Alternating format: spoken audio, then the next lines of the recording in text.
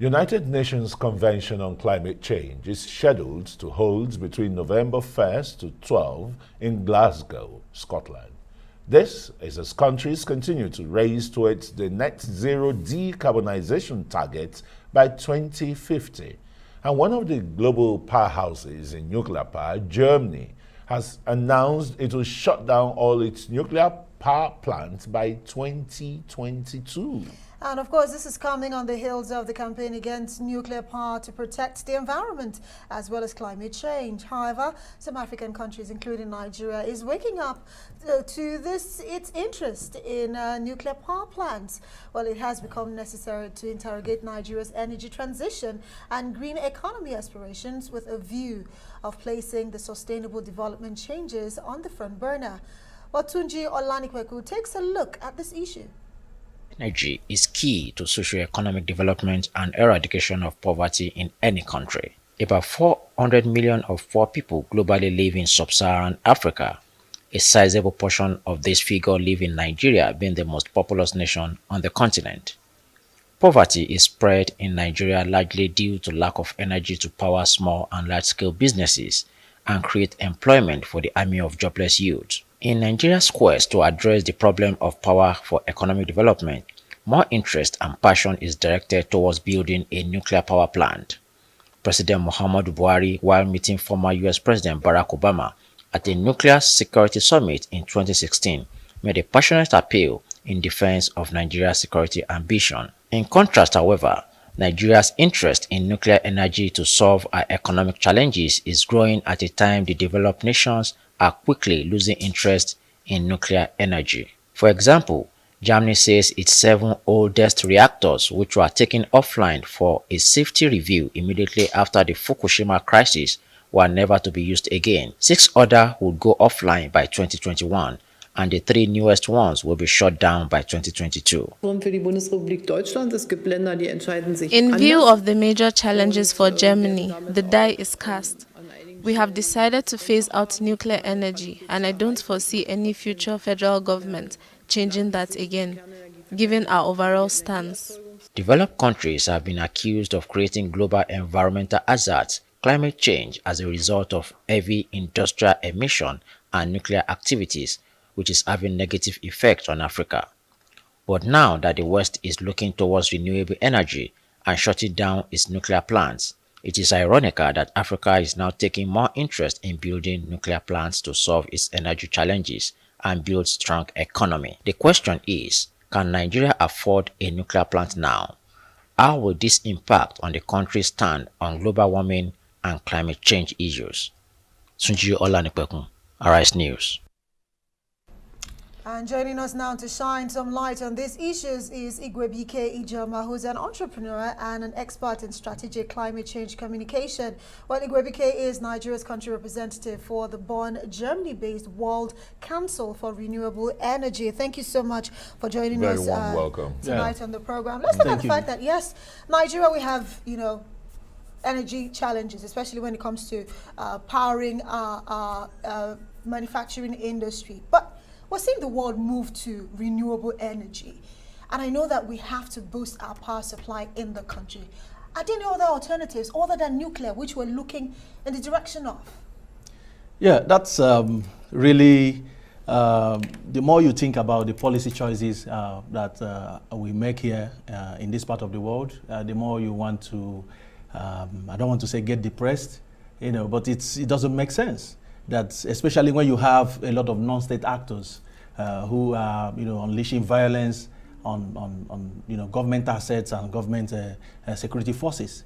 And if in Africa here you have South Africa going for nuclear as well, and they have there is a court injunction against stopping one of the I think 2 of the new plants that they wanted to commission. Yeah, they're the only ones who have functional nuclear plants. Yeah, I think South Africa, they are the only ones. But Egypt also, is beginning to have this appetite as well, especially in the light of the Fukushima in 2012. In fact, I remember very well, that we released a statement from the World Council for Renewable Energy I and Professor Peter Droege, the chairman of the World Council for Renewable Energy, we authored a press release, calling this is really unconscionable. It's prestige projects when you have renewable energy flowing everywhere.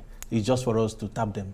So for us, especially now that we have a lot of non-state actors, you have Boko Haram terrorists in the northeast, you have terrorists and bandits in the northwest, you have the IPOB agitators and the secessionist agitators in southern Nigeria, and you want to cite nuclear power plants here.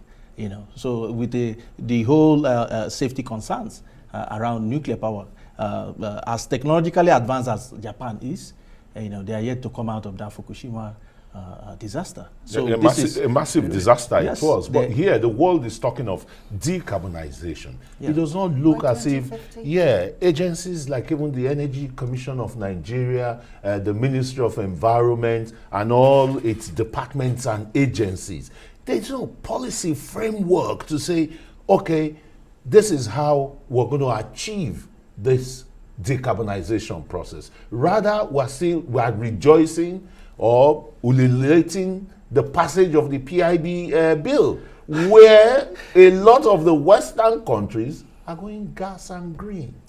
Yes, the first one is to say that we have a framework. We have renewable energy master plans. We have policy frameworks, to develop our our renewable energy. But the issue is implementation. That's where the problem is.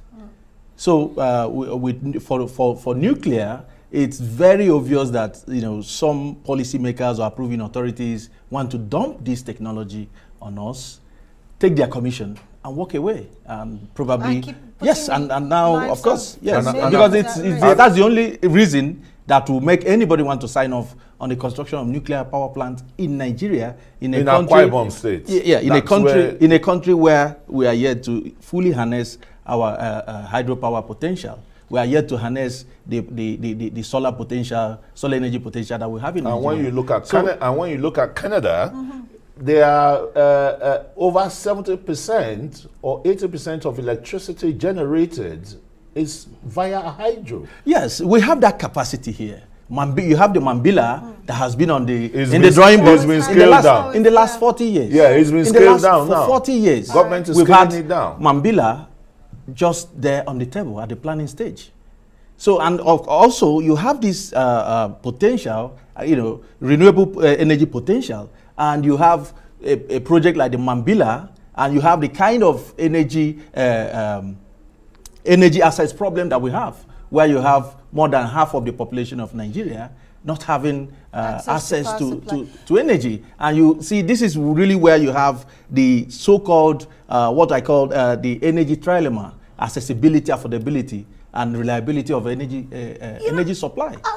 A lot of experts like yourself would always say that for us to look in this direction of nuclear energy, it's almost like, setting Nigeria up for failure in the future, because we're seeing what this has done to developed countries, like you have said. But at the end of the day, let's look at the implications of it. Climate change, we've seen the devastating effect it has had all across the world. So you, as an expert right now, what would you be advising the government as the best alternative to nuclear that is cheaper? Yeah, it's just for us to go the way of renewables. Now, I want to clarify something, make this point. Nuclear is low carbon, right? It's just the safety concerns. When something goes wrong there, then it's a technology that is not forgiving. It's very unforgiving as a technology. Cheaper alternative. The emission, the radiations, and all of that. So that's really where the problem is. So we have to make that distinction. Nuclear is low carbon. That's the attraction. But then it's an unforgiving technology. So why will you opt for solar where you have Mambila? You haven't exploited the potential and explored and harnessed the potential you have in Mambila, and you are going for nuclear, right? So of course you talked about the PIB, and it's laughable when you see that you have one industry trying to proposing to have two regulators. So that's really conversations. Stanley, I wish we have enough time, but I think these issues will continue to interrogate during the course of the week. even before the summit in Glasgow. Yes, I will have to end by calling on the president to not to sign off on that, nuclear energy project. Very well. I mean, time we will have plenty of opportunities on that. Thanks very much, Stanley. Igwebuike is a climatologist and an energy expert.